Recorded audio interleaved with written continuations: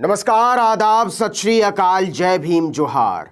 मेरा नाम है नवीन कुमार।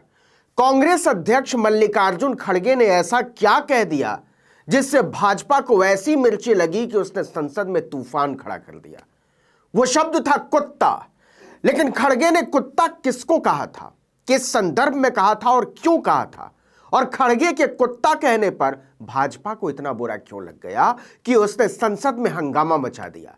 जो भाजपा चीन पर चर्चा नहीं कराना चाहती है वो चिल्लाने लगी कि कुत्ता कैसे कह दिया, माफी मांगनी होगी। खड़गे ने कहा कह दिया कुत्ता तो कह दिया, माफी नहीं मांगेंगे। आपको जो समझना हो समझते रहिए, लेकिन आप भी समझिए कि भाजपा को किस बात पर बुरा लग गया। मल्लिकार्जुन खड़गे के कुत्ता कहने का भाजपा से क्या रिश्ता हो सकता है। देखिए कि 20 दिसंबर को संसद के शीतकालीन सत्र की कार्यवाही जैसे ही शुरू हुई, कांग्रेस समेत विपक्षी सांसदों ने नारेबाजी शुरू कर दी। मतलब लोकसभा में प्रश्नकाल शुरू होते ही हंगामा शुरू हो गया। विपक्ष तो चीन पर हंगामा कर रहा था, लेकिन बीजेपी की तो सरकार है, वो किस बात पर हंगामा कर रही थी। तो पता चला कि कांग्रेस अध्यक्ष मल्लिकार्जुन खड़गे ने कहीं किसी बात पर कुत्ता कह दिया है और बीजेपी हंगामा कर रही है कि खड़गे साहब को माफी मांगनी होगी, उन्हें कुत्ता नहीं कहना चाहिए। यह हंगामा इतना बढ़ा कि लोकसभा अध्यक्ष को सदन की कार्यवाही स्थगित करनी पड़ी। राज्यसभा में भी ऐसा ही हंगामा हुआ कि खड़गे साहब ने कुत्ता कैसे कह दिया, माफी मांगिए। बीजेपी सांसद उठकर हंगामा मचाने लगे। जब हंगामा बढ़ा तो खड़गे उठे और कहा कि किस बात की माफी मांगनी है, हमने जो कहा वो सदन से बाहर कहा, उसे लेकर आपको यहां बात करने का अधिकार नहीं है।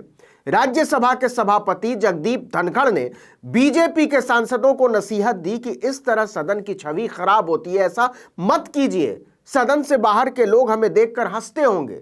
यह गलत बात है, बहुत गलत बात है। लेकिन भाजपा के लोग शांत होने का नाम नहीं ले रहे थे। विपक्ष भी हंगामा कर रहा था। वो बार बार चिल्ला रहे थे कि खड़गे ने कुत्ता कहा है, उन्हें माफी मांगनी ही होगी। खड़गे ने कहा सवाल ही नहीं। हुआ यूं कि राजस्थान में भारत जोड़ो यात्रा के दौरान खड़गे ने एक भाषण दिया था। इस भाषण में आजादी के आंदोलन की बात चली। बीजेपी की तरफ इशारा करते हुए खड़गे ने जोरदार हमला बोला और कहा कि कांग्रेस ने देश को आजादी दिलाई। हमारे सैकड़ों नेता आजादी के लिए बरसों जेल में रहे, लाठियां खाई, जुल्म सहे और जान दी। इसके बाद देश की एकता के लिए इंदिरा और राजीव गांधी ने अपनी जान की कुर्बानी दी। हमारे पार्टी के नेताओं ने अपनी जिंदगी दांव पर लगा दी। आपने क्या किया? आपके घर से कोई देश के लिए कुत्ता तक मरा है? क्या कोई कुर्बानी दी है? नहीं। खड़गे भाषण देकर दिल्ली लौट गए क्योंकि संसद का सत्र चल रहा है और खड़गे राज्यसभा में विपक्ष के नेता हैं। लेकिन कुत्ता शब्द भी उनके साथ दिल्ली चलाया। केंद्रीय कपड़ा मंत्री पीयूष गोयल कुत्ते को लेकर बहुत बुरी तरह से आहत थे। उन्होंने खड़गे के कुत्ता वाले बयान का मुद्दा उठाते हुए राज्यसभा में उनसे माफी की मांग कर डाली। कहा कि वो इस तरह के बयान देकर लोगों में असत्य फैला रहे हैं, इसलिए उन्हें माफी मांगनी चाहिए। भाजपा तैयारी करके आई थी कि खड़गे को घेरना है। क्यों घेरना ये भी आगे बताऊंगा।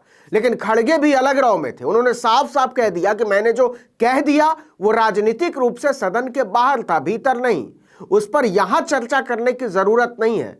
लेकिन अगर कहना ही हो तो मैं अभी भी कह सकता हूं कि स्वतंत्रता संग्राम में उनकी यानी संघियों की कोई भूमिका नहीं थी। और रही बात माफी मांगने की, तो लिख कर ले लीजिए, इसका सवाल ही नहीं उठता।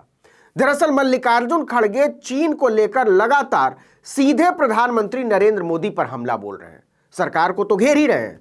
सदन के अंदर और बाहर दोनों जगह वो लगातार कह रहे हैं कि मोदी संसद में चीन पर चर्चा कराने से भाग रहे हैं क्योंकि वो देश के सवालों का सामना नहीं करना चाहते। इससे बीजेपी के लिए बहुत असहज स्थिति खड़ी हो गई है। प्रधानमंत्री का बचाव करना पड़ रहा है। मीडिया, खासकर टेलीविजन मीडिया के पालतू हो जाने के बावजूद भाजपा इस मांग को दबाने और छिपाने में नाकाम रही है। इसीलिए उसने पहले राहुल गांधी को सेना की पिटाई वाले बयान पर घेरने की कोशिश की, सारे मंत्रियों और मुख्यमंत्रियों को झोंक दिया, विदेश मंत्री तक को लगा दिया। और जब लगा कि इससे बात बन नहीं रही है तो मल्लिकार्जुन खड़गे को कुत्ते के बयान पर घेर लिया। कुत्ता कैसे कहा, जबकि खड़गे ने किसी भी तरह से भाजपा या उसके नेताओं पर टिप्पणी नहीं की थी। और बीजेपी तो वैसे भी 1980 में बनी पार्टी है, सवाल ही नहीं उठता टिप्पणी का। फिर बीजेपी को बुरा क्यों लगा, क्यों इतनी आहत हो गई वो पार्टी? केंद्रीय मंत्री किरण रिजिजू ने कहा, मुझे विश्वास नहीं हो रहा है कि कांग्रेस अध्यक्ष मल्लिकार्जुन खड़गे इतना नीचे गिर सकते हैं और इस तरह की आपत्तिजनक टिप्पणी कर सकते हैं। उन्हें एक राजनीतिक दल के नेता के रूप में अपनी जिम्मेदारियों को समझना चाहिए। हम दुश्मन नहीं, प्रतिद्वंदी हैं। यह अरुचिकर, दुर्भाग्यपूर्ण और अनावश्यक है। उन्हें माफी मांगनी चाहिए। और खड़गे ने बार बार कहा, मैं अपने बयान पर कायम हूं, माफी का ख्याल भी मत लाइएगा, बेकार में दुखी होने से कोई फायदा नहीं है। आपको बता दें कि भाजपा के पूर्ववर्ती संगठनों जैसे जनसंघ, हिंदू महासभा या आरएसएस पर यह आरोप बहुत पुराना है कि भारत की आजादी के आंदोलन में उसने कभी भी हिस्सा नहीं लिया। हिस्सा लेने की बात छोड़िए, कई बार इसका विरोध किया और भारत के स्वतंत्रता संग्राम में शहीद होने की बात तो दूर, आरएसएस के उस समय के नेताओं गोलवलकर, दीनदयाल उपाध्याय, बलराज मधोक, लाल कृष्ण आडवाणी, के.आर. मलकानी या ऐसे किसी भी नेता ने आजादी के आंदोलन में एक दिन के लिए भी हिस्सा नहीं लिया। आरएसएस के संस्थापक डॉक्टर के.बी. हेडगेवार और उनके उत्तराधिकारी गोलवलकर ने अंग्रेजों के विरुद्ध किसी भी आंदोलन या कार्यक्रम में कोई भागीदारी नहीं की। 1923 में हेडगेवार 1 साल के लिए जेल जरूर गए थे, लेकिन तब वो कांग्रेस के सदस्य थे। जेल से आने के साल भर बाद उन्होंने 1925 में आरएसएस की स्थापना की और इसके बाद आजादी के आंदोलन की तरफ गलती से भी पलट कर नहीं देखा।